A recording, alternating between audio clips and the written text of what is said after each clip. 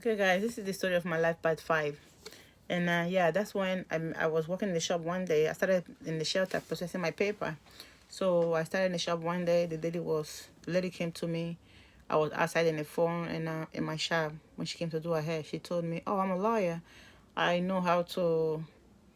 Do you know anybody who need a lawyer? This is my card." She gave me her card. I was like, "Wow. Okay, I will keep some of your business card in my shop. So if I know anybody who's looking for a lawyer, I will just tell them."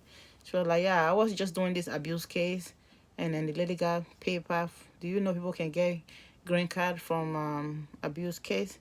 I was like, I don't know. She was like, are you being abused? I laughed.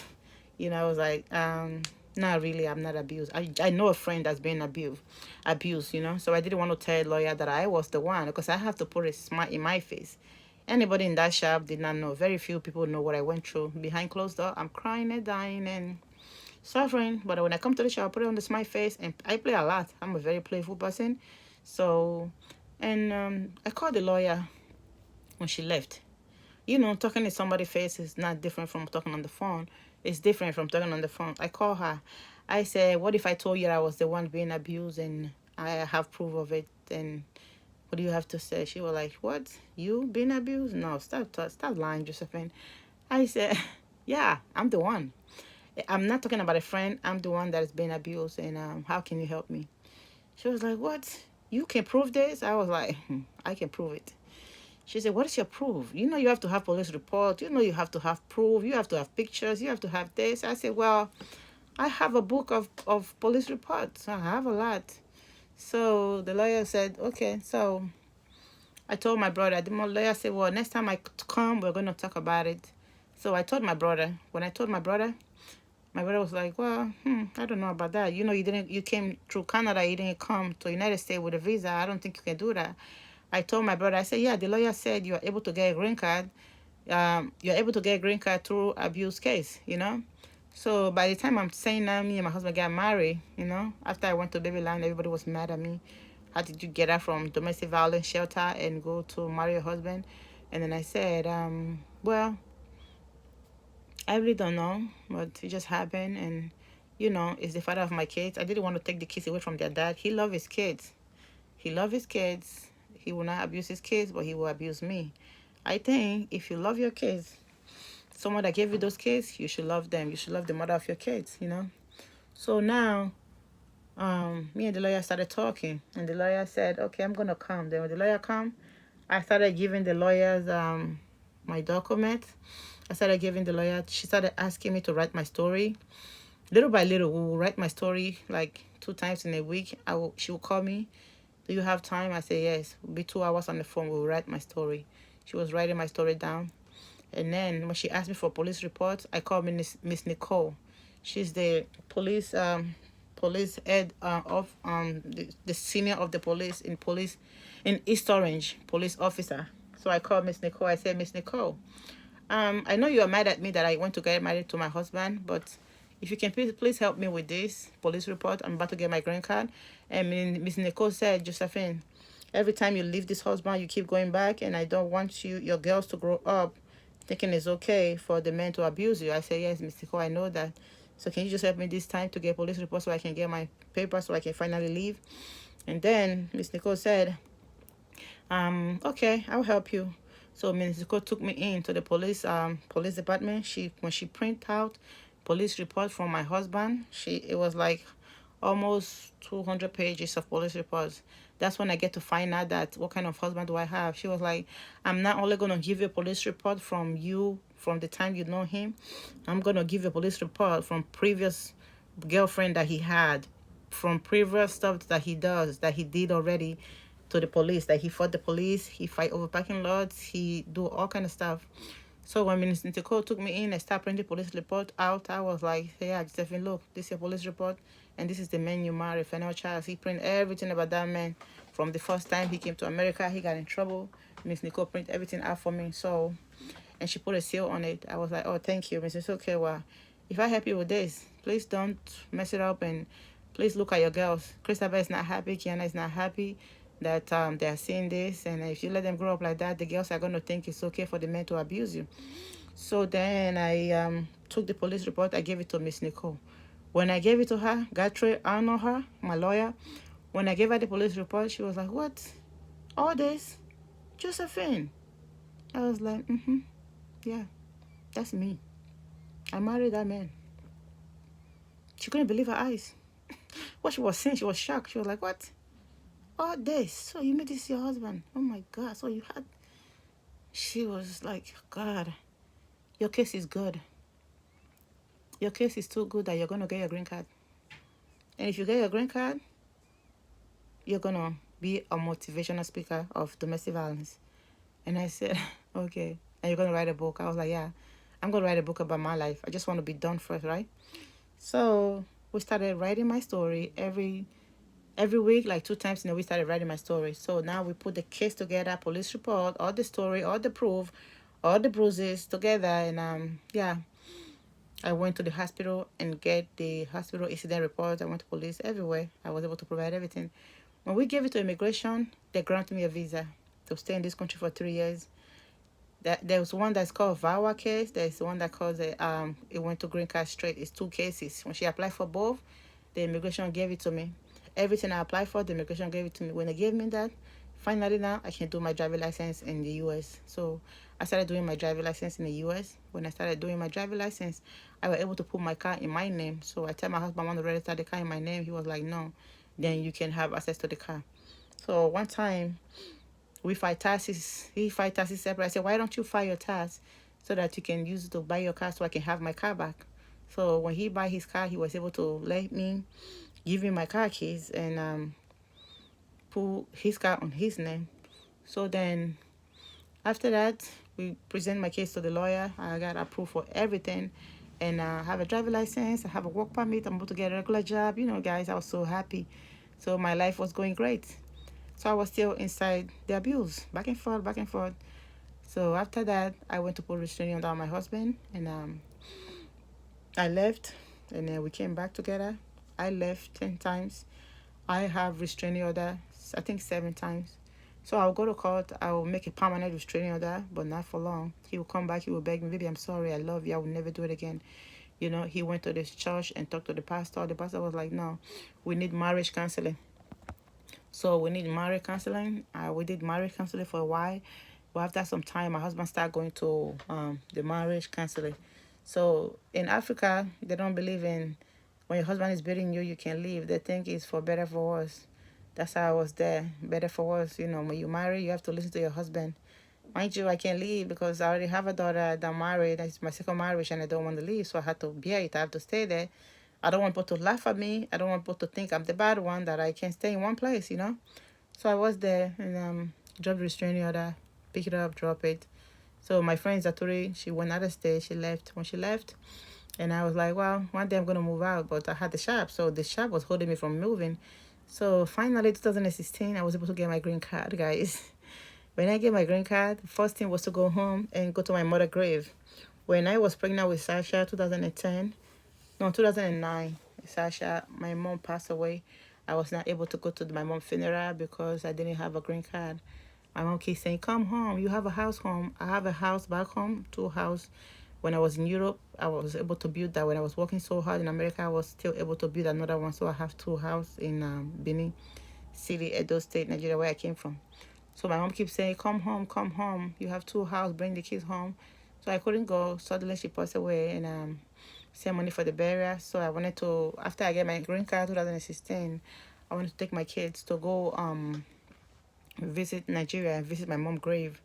So I went. So when I went and I came back, and before I went to Nigeria, when I get my green card, I was planning on moving, and my brother was like, "Come to Texas," and my friend was like, "Come to upstate."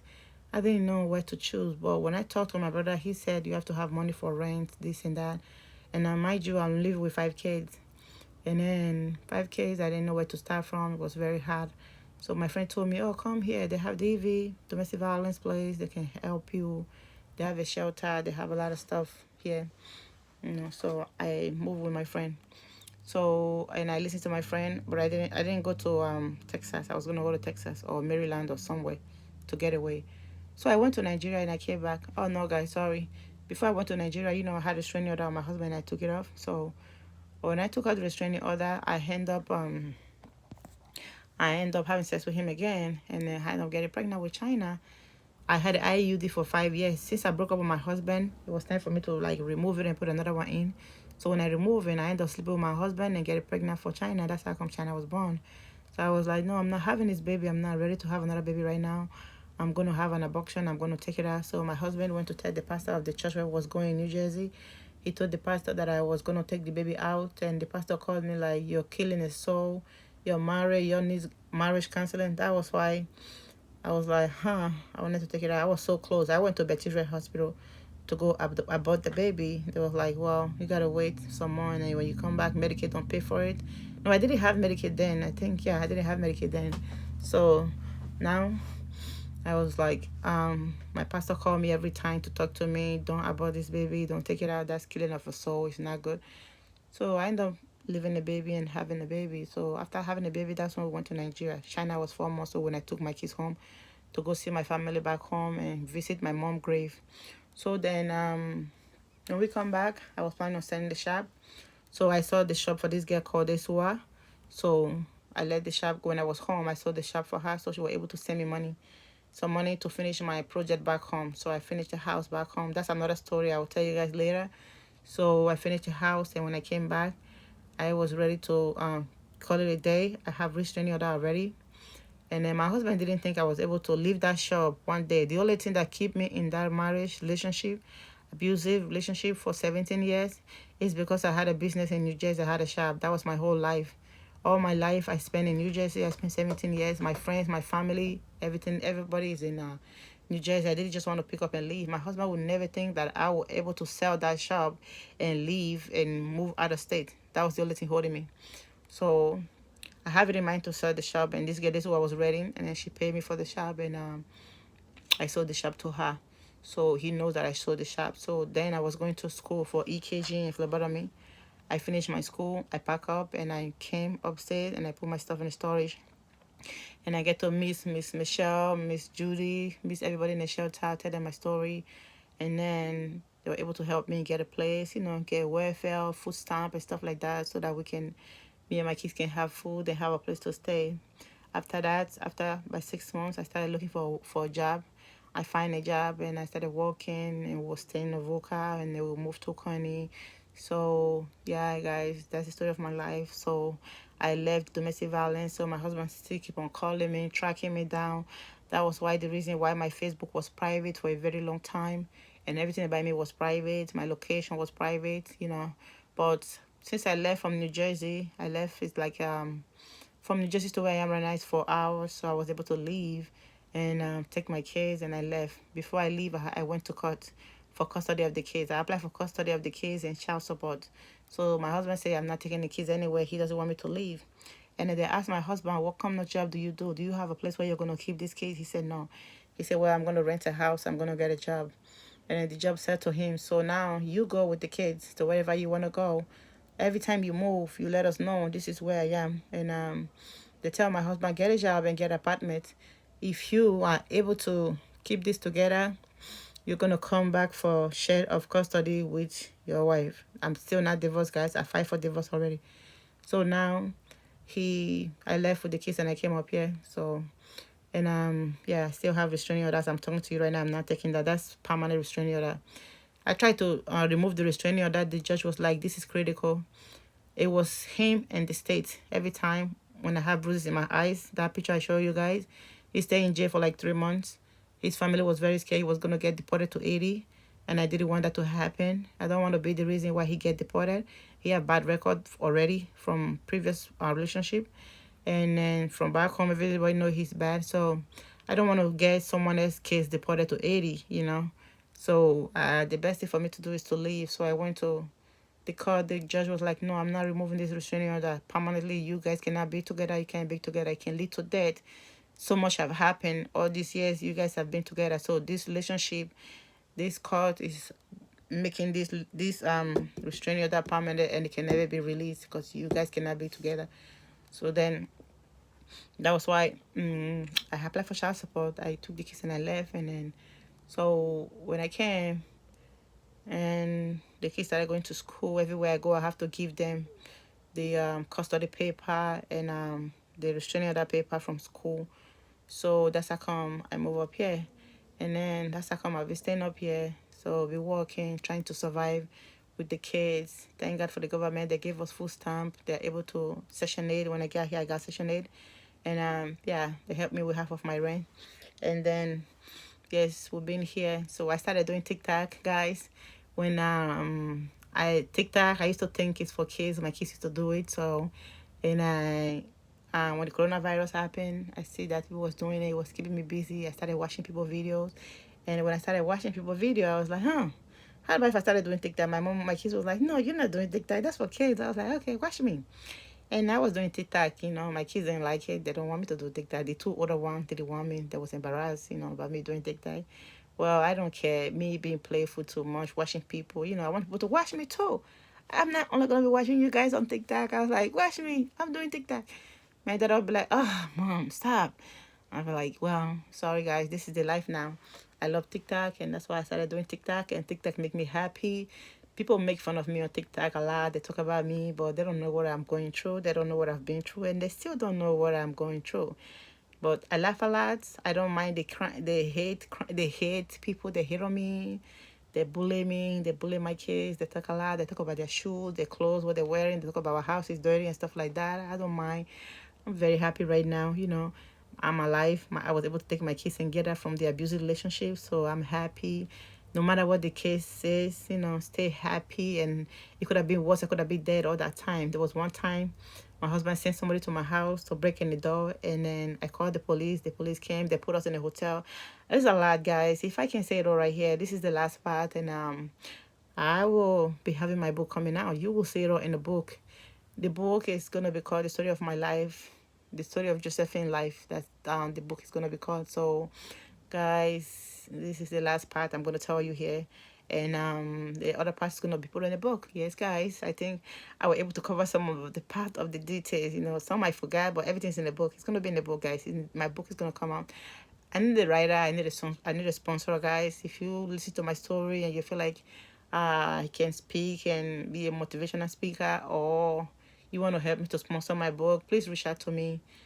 Josephine Onyeme. I live upstate New York, guys. I love you guys. Bye, my TikTok family. I love you guys. It doesn't matter if you hate on me or whatever video I do. Sometimes I do crazy video. Guys, it's life. That TikTok make me happy. When I find TikTok, I become happy, become busy, and it's just a way of getting away with pain and sorrow, and you don't know what somebody's going through when you make fun of them. And yeah, it's life. It's hard. Thank you guys. Love you guys. Bye.